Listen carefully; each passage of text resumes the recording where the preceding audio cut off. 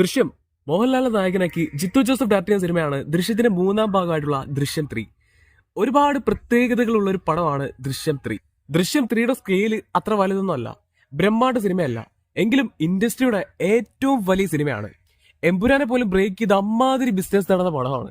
ഇതിന്റെ എല്ലാം ഒരേ ഒരു കാരണം കഴിഞ്ഞ ഭാഗങ്ങൾ വേൾഡ് വൈഡായി ഉണ്ടാക്കിയെടുത്ത ആ ഒരു റീച്ചാണ്. അതുകൊണ്ട് തന്നെ മലയാളത്തിൽ ഏറ്റവും വലിയ റിലീസായി കേരളത്തിലെ 95% തിയേറ്ററുകളിലാണ് പടം റിലീസ് ആവുന്നത്. എമ്പുരാന് ശേഷം വേൾഡ് വൈഡിലെ ഏറ്റവും കൂടുതൽ തിയേറ്ററുകളിൽ വൻ റിലീസായാണ് ദൃശ്യം 3 വരുന്നത്. പക്ഷെ പ്രശ്നം എന്താന്ന് വെച്ചാൽ എല്ലാവർക്കും അറിയാം, യുദ്ധം. അതുകൊണ്ട് തന്നെ പടത്തിന്റെ ഗ്ലോബൽ റിലീസിന് ഒരുപാട് പരിമിതികൾ വന്നേക്കാം. മലയാളത്തിൽ ഇത്രയും വലിയ ബിസിനസ് നടന്ന സിനിമ ആയതുകൊണ്ടും ഇന്ത്യക്ക് പുറത്ത് വലിയൊരു റിലീസ് പ്ലാൻ ചെയ്യുന്നത് കൊണ്ടും ഇപ്പോഴത്തെ സാഹചര്യത്തിൽ ഒരു റിസ്ക് എടുക്കാതെ ദൃശ്യം 3യുടെ റിലീസ് ഏപ്രിൽ 2 നിന്ന് മാറ്റാൻ പോവാണ്. പടം ഈ സമ്മറിൽ തന്നെ റിലീസ് ഉണ്ടാവുമെന്ന് ഇപ്പോൾ കൺഫേം ആയിട്ടുണ്ട്. ഏപ്രിലിൽ നിന്ന് റിലീസ് മാറ്റിയാൽ മെയ്യിൽ ഉറപ്പായിട്ടും കാണും. എന്തായാലും ഒരു ഒഫീഷ്യൽ അപ്ഡേറ്റ് ഉടനെ ഉണ്ടായിരിക്കും. കറുപ്പ് സൂര്യൻ അടുത്ത റിലീസായിട്ടുള്ള കറുപ്പ് സിനിമയുടെ ഭാഗത്ത് നിന്ന് 2 ദിവസം മുമ്പ് ഒരു ഒഫീഷ്യൽ അപ്ഡേറ്റ് ഉണ്ടായിരുന്നു. അപ്ഡേറ്റ് പടത്തിന്റെ റിലീസിന്റെ ഭാഗത്തു നിന്നായിരുന്നു. അങ്ങനെ കാത്തിരുന്ന് ഒരു വർഷത്തിന് ശേഷം അടുത്തൊരു സൂര്യ സിനിമ കൂടി സമ്മർ റിലീസ് കൺഫേം ആയിരിക്കുവാണ്. സൂര്യയുടെ കറുപ്പ് മെയ് 14 വേൾഡ് വൈഡായി തിയേറ്ററുകൾ എത്തും. പിന്നെ മാർച്ച് എൻഡിൽ ഒരു അപ്ഡേറ്റ് കൂടി കറുപ്പിന്റെ ഭാഗത്തുനിന്ന് ഉണ്ടായിരിക്കും. മിക്കവാറും സെക്കൻഡ് സിംഗിൾ ആയിരിക്കും. ജയിലർ 2 നെൽസൺ ഡയറക്ട് ചെയ്യുന്ന മൾട്ടി സ്റ്റാർ സിനിമയാണ് ജയിലർ 2. ജയിലർ 2 നമ്മൾ മലയാളികൾക്ക് കുറച്ചുകൂടി സ്പെഷ്യൽ ആണ്. കാരണം പടത്തിൽ നമ്മുടെ ലാലേട്ടനുണ്ട്. വെറുതെ ഒരു ക്യാമിയോ ഒന്നുമല്ല, ഇത്തവണ ജയിലറിനെക്കാളും സ്ക്രീൻ സ്പേസ് ലാലേട്ടന് ജയിലർ 2-ലുണ്ട്.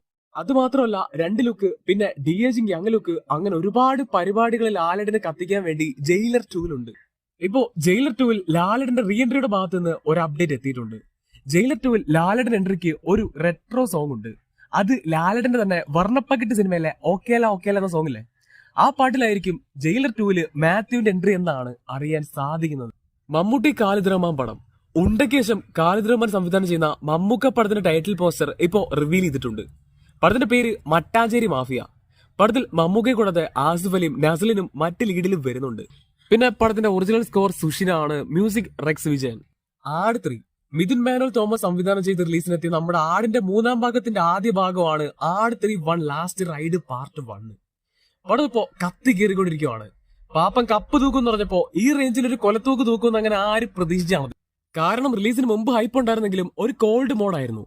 എന്നാൽ ആഫ്റ്റർ റിലീസ് ഇപ്പോ ഫയർ മോഡാണ്. പാപ്പൻ അടിച്ചടിയിൽ ബോക്സ് ഓഫീസ് ഒന്ന് കുലുങ്ങിയിട്ടുണ്ട്. ഇപ്പോ ആട് 3യുടെ 2 ദിവസത്തെ കളക്ഷൻ അപ്ഡേറ്റ് എത്തിയിട്ടുണ്ട്.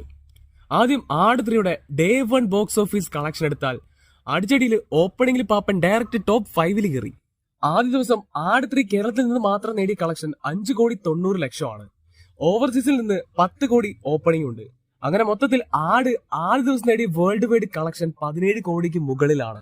ഇനി ഡേ 2 എടുത്താൽ ആട് 3 രണ്ടാമത്തെ ദിവസം കേരളത്തിൽ നിന്ന് മാത്രം നേടിയ കളക്ഷൻ 7 കോടിയാണ്. മലയാളത്തിൽ ഇതിനു മുമ്പ് 5 പടങ്ങൾ മാത്രമേ ഈ ഒരു ഫിഗർ ടച്ച് ചെയ്തിട്ടുള്ളൂ. അതിലിപ്പോ 6ാമത് ആട് 3 ആണ്. ഇനി രണ്ടാമത്തെ ദിവസത്തെ വേൾഡ് വൈഡ് കളക്ഷൻ എടുത്താൽ ഏതാണ്ട് 20 കോടിക്ക് അടുത്തുണ്ട്.